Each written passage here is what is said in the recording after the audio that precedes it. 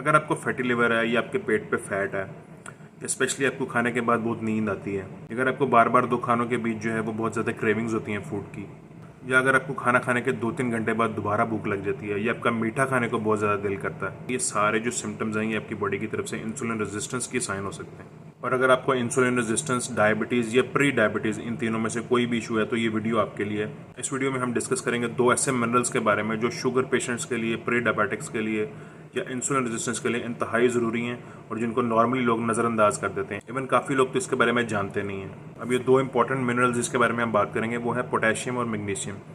Normally जब लोग magnesium के बारे में बात करते हैं तो वो ज़्यादातर इसको मसल क्रैम्प्स के साथ लिंक करते हैं या अच्छी नींद के लिए इसका ज़रूरी है, इसके साथ इसका लिंक करते हैं। लेकिन बहुत से लोग ये नहीं जानते कि उसके अलावा हमारी बॉडी में कई प्रोसेसेस में इन्वॉल्व होता है, जिसमें से एक प्रोसेस ये शुगर रिलेटेड या प्री डायबिटिक रिलेटेड या इंसुलिन रेजिस्टेंस में इसका कितना इंपॉर्टेंट रोल है ये लोगों को नहीं मालूम।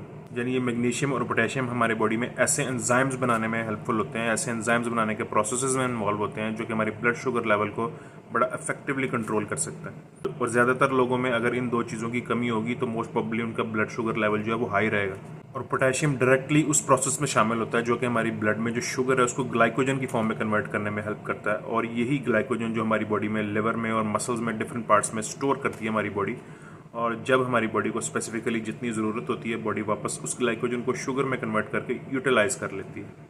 अब इंसुलिन वो चीज़ है जो आपकी बॉडी के सेल्स हैं उनके अंदर पोटेशियम और मैग्नीशियम को अब्जॉर्ब करने में हेल्प आउट करती है, क्योंकि इन दोनों मिनरल्स की वर्किंग तभी होगी जब ये आपके सेल्स के अंदर अब्जॉर्ब हो सकेंगे। और अगर आपकी बॉडी में इंसुलिन की कमी होगी तो ये दोनों मिनरल्स जो हैं ये आपकी बॉडी सेल्स में एंटर नहीं हो सकेंगे। और यही एक वजह है कि हमारी बॉडी में कुछ खाने के बाद आपका शुगर का लेवल जो बढ़ रहा है वो इसी वजह से बढ़ रहा है कि जो मैग्नीशियम और पोटेशियम थे उन्होंने उस शुगर को, एक्सेस शुगर को ग्लाइकोजन में कन्वर्ट करके आपकी बॉडी में स्टोर करना था। और वो जबकि वो सेल्स में अब्जॉर्ब भी नहीं हो रहे क्योंकि इंसुलिन की क्वांटिटी कम है आपकी बॉडी में, जिस वजह से अल्टीमेटली आपका ब्लड शुगर लेवल हाई रहेगा क्योंकि आपकी वो जो शुगर है वो ग्लाइकोजन में कन्वर्ट नहीं हो रही। अब सबसे पहले ये बात समझ लीजिए कि अगर ये दोनों मिनरल्स आपकी बॉडी में कम है तो आपको इन दोनों के लेवल को अपनी बॉडी में सबसे पहले ऑप्टिमम करना होगा, क्योंकि इन दोनों मिनरल्स की क्वांटिटी जब आपके ब्लड में, आपकी बॉडी में ऑप्टिमम होगी तो वो आपको इंसुलिन रेजिस्टेंस फाइट करने में, रिवर्स करने में हेल्पफुल साबित होगी। ये ऑब्वियसली उसको बिल्कुल क्योर तो नहीं कर देगी, लेकिन उसको ये ट्रीट करने में, बैलेंस करने में बड़ा मेजर पार्ट प्ले करेगी। और अगर आपको इंसुलिन रेजिस्टेंस या शुगर का इशू है तो आप ऑब्वियसली सिर्फ इसके ऊपर रिलाई नहीं करेंगे, आपको इन दोनों मिनरल्स के साथ साथ अपनी डाइट पे भी ध्यान करना पड़ेगा। लेकिन ये दोनों मिनरल्स का एक क्रूशियल रोल है। हमारे बॉडी सेल्स की जो नीड है इंसुलिन की, ये दोनों मिनरल्स जब ऑप्टिमम होंगे तो वो आपकी इंसुलिन की उस नीड को कम कर देंगे। और डाइट के लिए आप क्या कर सकते हैं, सबसे बेहतर चीज़ वही है कि आपको लो कार्ब डाइट पे जाना पड़ेगा या कीटो डाइट पे जाना पड़ेगा। बट साथ साथ ये 2 मिनरल्स लाजमी हैं, ये की पार्ट हैं, ये की न्यूट्रिएंट्स हैं और बहुत से लोग इस बारे में नहीं जानते।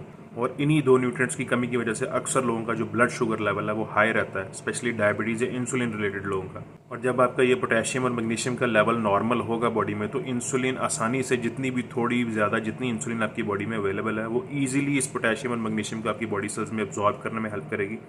और यही पोटेशियम और मैग्नीशियम जो है वो कॉन्सिक्वेंटली आगे आपके इंसुलिन की जो ज़रूरत है आपके सेल्स को, उसको कम कर देंगे।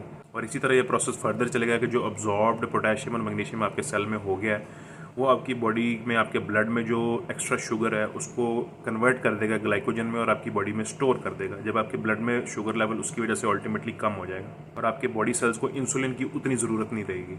और जब इन दोनों मिनरल्स का लेवल एक लॉन्ग टर्म के लिए आपकी बॉडी में मेंटेन होना शुरू हो जाएगा तो आप देखेंगे आपका ये सारा सिस्टम आहिस्ता आहिस्ता बैलेंस में आना शुरू हो जाएगा। आप इन दोनों के सोर्स की बात करते हैं तो सबसे ज़्यादा इफेक्टिव सोर्स है इसका वो ग्रीन वेजिटेबल्स हैं। आप कोशिश करेंगे एक बाउल जो है वेजिटेबल्स का डेली अपनी डाइट में शामिल करें। आप उसकी स्मूदीज बना के खा सकते हैं, आप थोड़ा सा उसको बॉयल करके खा सकते हैं, जैसा आपके लिए ईजी हो। अगर आप रॉ खाना चाहें वो और भी बेहतर है।